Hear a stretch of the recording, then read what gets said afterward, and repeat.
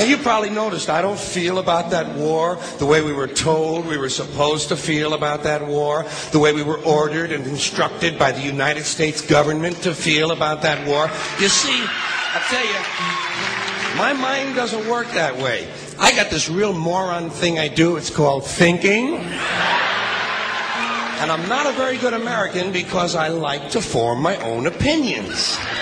I don't just roll over when I'm told to. Sad to say, most Americans just roll over on command. Not me. I have certain rules I live by. My first rule, I don't believe anything the government tells me. Nothing. Zero. Nope.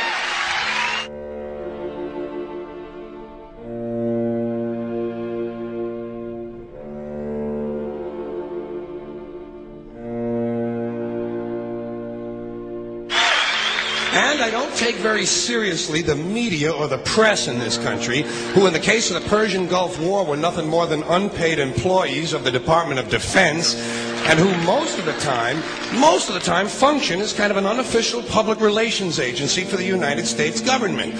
So I don't listen to them. I don't really believe in my country. And I got to tell you, folks, I don't get all choked up about yellow ribbons and American flags. Now, to balance the scale, I'd like to talk about some things that bring us together. Things that point out our similarities instead of our differences. Because that's all you ever hear about in this country is our differences. That's all the media and the politicians are ever talking about, the things that separate us, things that make us different from one another. That's the way the ruling class operates in any society. They try to divide the rest of the people. They keep the lower and the middle classes fighting with each other so that they, the rich, can run off with all the fucking money. Fairly simple thing, happens to work. You know, anything different, that's what they're going to talk about. Race, religion, ethnic and national background, jobs, income, education, social status, sexuality, anything you can do, keep us fighting with each other so that they can keep going to the bank. You know how I describe the economic and social classes in this country? The upper class keeps all of the money, pays none of the taxes. The middle class pays all of the taxes, does all of the work. The poor are there just to scare the shit out of the middle class. Keep them showing up at those jobs. Politicians know that word. They use it on you. Politicians have traditionally hidden behind three things: the flag, the Bible, and children. No child left behind. No child left behind. Oh, really? Well, it wasn't long ago you were talking about giving kids a head start. Head start, left behind? Someone's losing fucking ground here. But there's a reason. There's a reason. There's a reason for this. There's a reason education sucks, and it's the same reason that it will never, ever, ever be fixed. It's never going to get any better. Don't look for it. Be happy with what you got. Because the owners of this country don't want that. I'm talking about the real owners now. The big, the wealthy, the real owners, the big wealthy business interests that control things and make all the important decisions. Forget the politicians. They're irrelevant. The politicians are put there to give you the idea that you have freedom of choice. You don't. You have no choice. You have owners. They own you.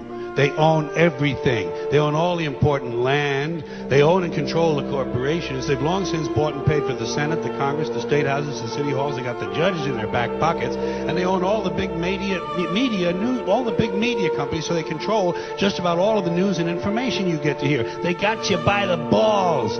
They spend billions of dollars every year lobbying to get what they want.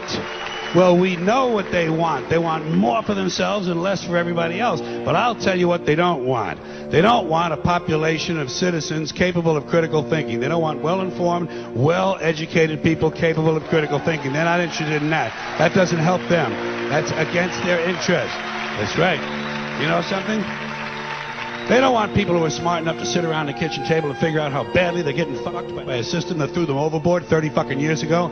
They don't want that. You know what they want? They want obedient workers. Obedient workers, people who are just smart enough to run the machines and do the paperwork, and just dumb enough to passively accept all these increasingly shittier jobs with the lower pay, the longer hours, the reduced benefits, the end of overtime, and the vanishing pension that disappears the minute you go to collect it. And now they're coming for your Social Security money. They want your fucking retirement money. They want it back so they can give it to their criminal friends on Wall Street. And you know something? They'll get it. They'll get it all from you sooner or later, because they own this fucking place. It's a big club, and you ain't in it.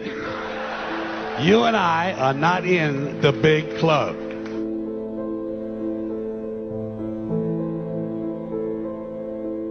The greatest form of control is where you think you're free when you're being fundamentally manipulated and dictated to. One form of dictatorship is being in a prison cell and you can see the bars and touch them. The other one is sitting in a prison cell but you can't see the bar, you think you're free. What the human race is suffering from is mass hypnosis. We are being hypnotized by people like this. Newsreaders, politicians, teachers, lecturers. We are in a country and in a world that is being run by unbelievably sick people. The chasm between what we're told is going on and what is really going on is absolutely enormous. The greatest hypnotist on planet Earth is a oblong box in the corner of the room. It is constantly telling us what to believe is real. Historically, the control and manipulation of political opinion has been the Freemasons' main weapon in gaining control of countries and states. Once in control of the rulers and politicians of a country, laws and political structures could be changed in accordance with their agenda. However, since restricting the body does not necessarily mean restricting the mind, the Freemason recognizes that their plan for a global government hinges completely on subduing the masses to their agenda, and thus eliminating opposition to their cause. And the greatest threat to their plan, posing more danger than any army or law, is the threat of a free-thinking mind. In order to eliminate this threat and to achieve their objective, the Masons have set about the boldest plan ever devised: the complete control of every aspect of human life, your life.